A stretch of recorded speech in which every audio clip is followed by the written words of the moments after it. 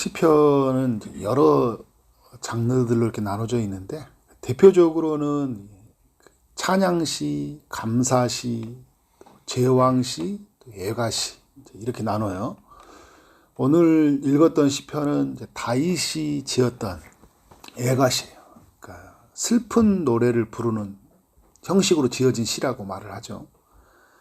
1절을 보니까 여호와여 도우소서, 경건한 자가 끊어지며 충실한 자들이 인생 중에 없어지나이다. 이게 다윗의 슬픔이에요. 또 이게 하나님의 마음이 다윗에게 이입이 된 거죠. 경건한 자가 없어졌다라는 거죠.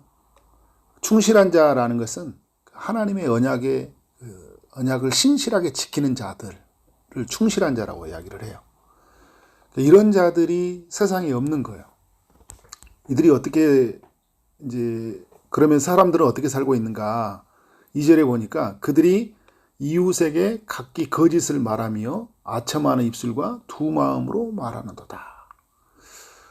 3절에도 그 아첨하는 입술, 자랑하는 혀 이런 표현을 쓰고 있는데 공통점이 있어요. 모두 말로 범하는 죄들이잖아요. 그리고 이 말들은 다 진실이 없다라는 거예요. 거짓이에요, 다. 이 이스라엘의 지금 당시 상황이 어떤 상황일까요? 지금 다윗이 왕으로 올라가기 전에 이야기, 그리고 다윗이 왕으로 통치하는 이야기, 이런 이야기를 우리에게 들려주는데 아마 다윗이 왕으로 올라가기 전에 사울 왕 통치에 있었던 시대를 보고 이런 시를 짓지 않았을까라는 생각이 들어요. 사울 왕이 분별력을 많이 잃어버렸잖아요. 그래서 여러분, 총선이나 이런 있을 때 그 나라를 위해서 기도하는 거 굉장히 중요한 일이에요, 여러분. 그냥 아무나 세워지지 하면 우리 나라에 어마어마한 일들이 일어납니다.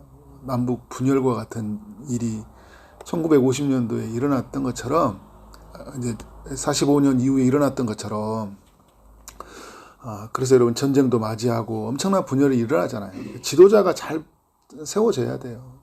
그 사울 왕과 같은 사람이 지도자로 세워지면 나라가 힘들어요. 사울 왕의 관심은 온 백성에 있지 않아요. 하나님에게 있지 않아요. 누구에게만 있습니까? 다윗에게만 있어요. 그래서 여러분, 이 다윗을 제거하는데 인생의 모든 시간들을 다 허비하잖아요. 그러면 사울왕 밑에 있는 신하들이 있을 거 아니에요. 신하들은 어떻게 해요? 보면 하나같이 오늘 말씀과 비춰본다면 경건한 자도 없고 또 하나님 앞에서 충실한 자들도 없어요. 거짓말하고 아첨하고 두 마음을 품고 말하는 이런 사람들밖에 없지 않았나, 그런 생각이 들어요.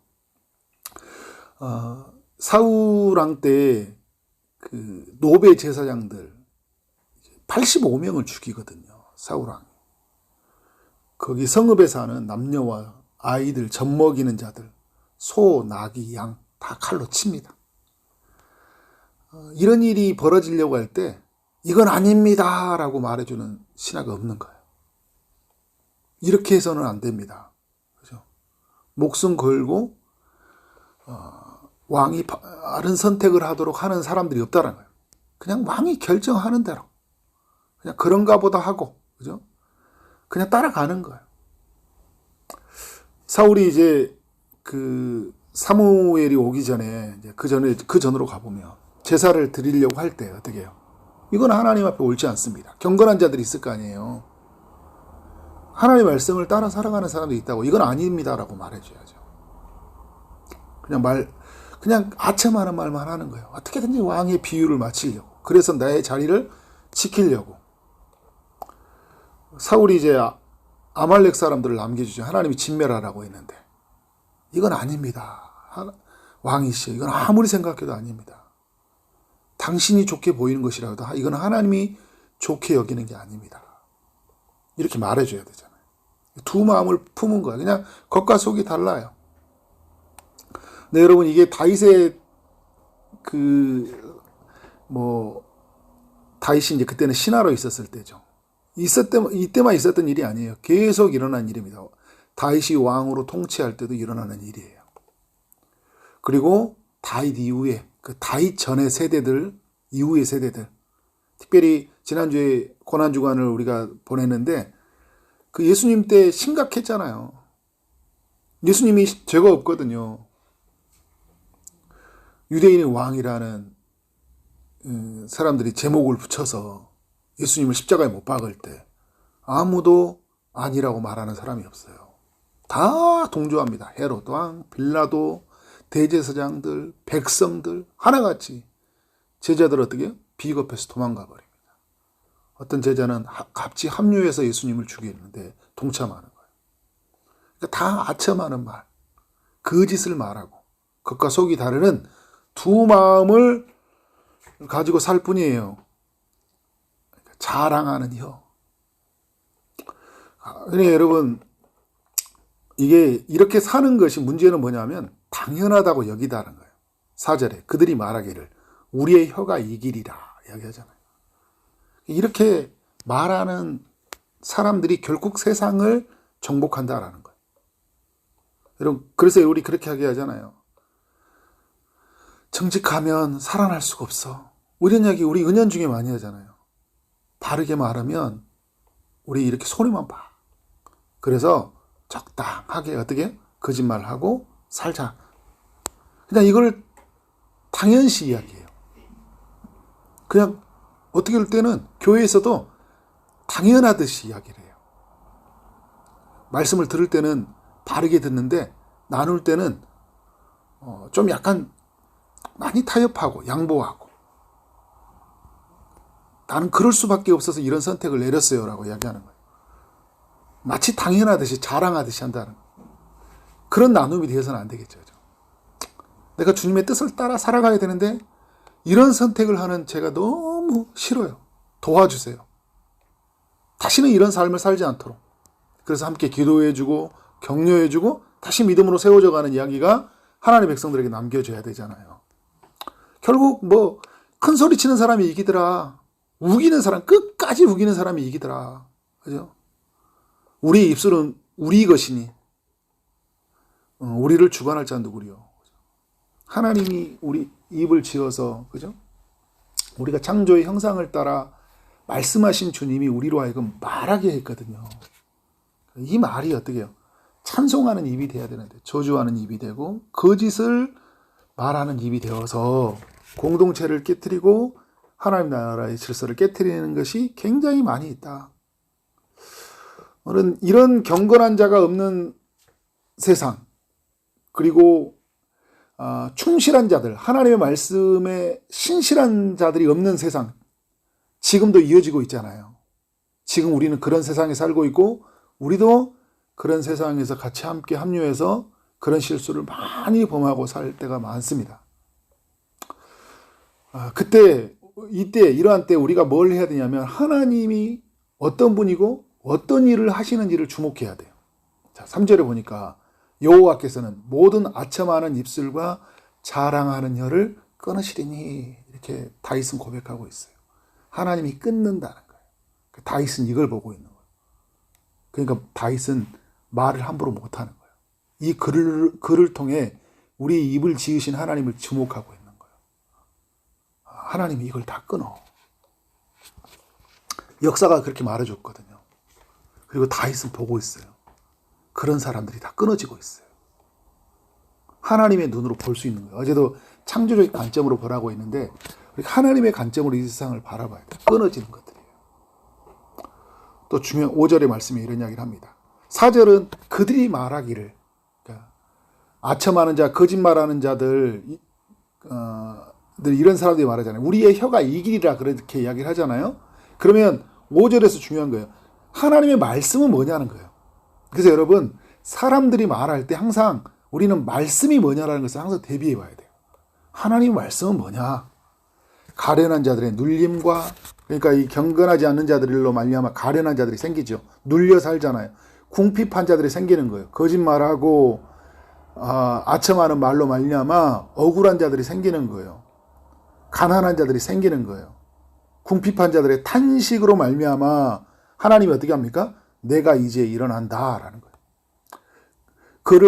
그가 원하는 안전한 지대에 두리라. 하나님은 어떻게 해요? 이런 세상 중에서 눌려있는 이 사람들을 안전한 지대로 옮겨가신 거예요. 소돔과 고모라 땅에서 안전한 지대 소활성으로 하나님이 보내시듯이 이 땅에 홍수가 대홍수의 심판이 있을 때 방주 안으로 안전한 곳으로 보내시죠.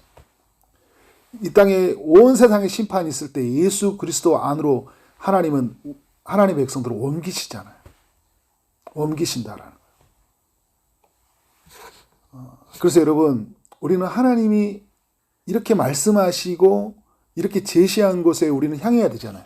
사람들 말 안에서 우리가 갇혀가지고 거기에서 눌려 사는 게 아니라 이 시대의 빌라도와 이 시대의 헤로당 같은 사람들 앞에서 기가 죽어 사는 것이 아니라 사울왕과 같이 분별력을 잃은 사람들 밑에서 우리가 거기에서 기죽고 사는 것이 아니라 하나님께서 우리를 안전한 지대에 두신다고 말씀했으니까 우리는 거기에 살아야 되잖아요. 하나님의 사람들은 그렇게 사는 거거든요. 또 이야기하잖아요. 여호와의 말씀은 이렇게 또 이야기하잖아요. 순결하며 흙 도가니에 7번 단련하는 은같도다. 하나님의 말씀은 순결하다는 거잖아요. 여러분, 도가니에서 이렇게 계속 단련하면 뭐가 빠지는 거예요? 불순물이 빠지잖아요. 근데 7번 단련한 것 같아요. 그러니까 하나님의 말씀은 불순물이 전혀 없다라는 거예요. 사람들은 말은 뭐예요?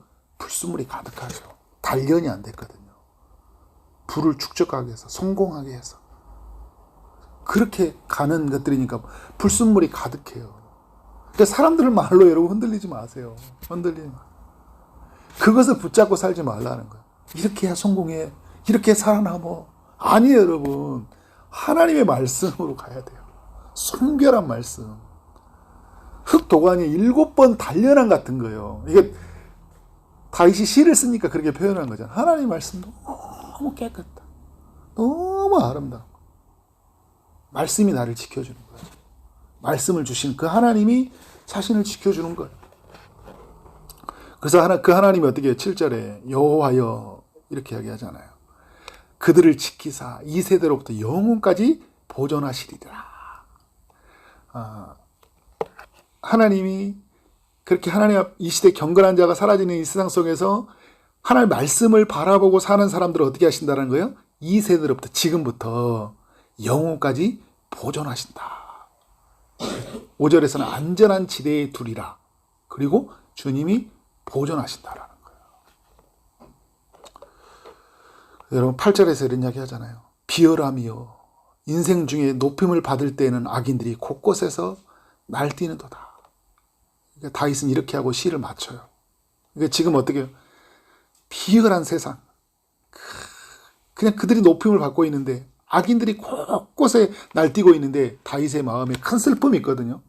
그런데 나는 거기에 편승하지 않으리라. 시를 통해 자기 자신을 고백하고 있는 거예요. 그러니까 여러분 우리는 시 속에 들어가야 돼요. 이게 나의 고백이 돼야 돼요. 다 그렇게 살아도 나는 이렇게 살지 않으리라. 거짓을 말하고 아첨하는 말을 하고 겉과 속이 다르는 말이 아니라 나는 하나님의 말씀에 붙들려 아닌 것은 아니다 말하고, 그죠? 하나님의 뜻이 옳은 것이면 그것이다 라고 선포하며 나는 오늘을 살리라. 어떤 순간에도 흔들리지 않고 살리라. 세상의 동조에서 그것이 좋다고 흥얼거리는 노래가 아니라 다윗과 같이 거짓된 것을 일삼는 세상을 보며 탄식하는 노래, 흥얼거리는 노래가 아니라 여기는 여러분 우리 흥얼거리는 노래가 아닌 거죠. 탄식하는 슬픔의 노래를 부르고 오늘 믿음의 사람들은 오늘을 서야 된다. 그렇게 살아가는 우리의 삶 되어지기를 주님의 이름으로 축원합니다. 기도하도록 하겠습니다. 하나님 아버지, 오늘 시편 12편의 말씀을 살펴보게 하시니 감사합니다.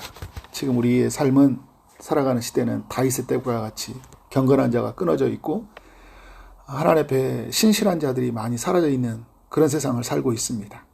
거짓을 말하고 아첨하는 입술과 겉과 속이 다른 두 마음으로 품는 세상을 살고 있습니다. 이렇게 사는 것이 당연한 것처럼 여기는 그런 사람들 속에 우리 모두는 살고 있습니다. 하나님, 이런 사람들과 같이 사는 것이 아니라 하나님의 말씀, 순결한 말씀, 7번 단련한 은같이 이 순결한 하나님의 말씀에 붙들고 살아가는 그런 경건한 자, 하나님의 말씀에 신실한 자로 우리 모두가 살게 하여 주옵소서. 주님께서 이렇게 살고자 하는 모든 믿음의 백성들을 축복하여 주시고 또 바라고 소원하는 모든 기도의 제목에 주님이 간섭하셔서 주님 때 주님 방법으로 응답하여 주옵소서.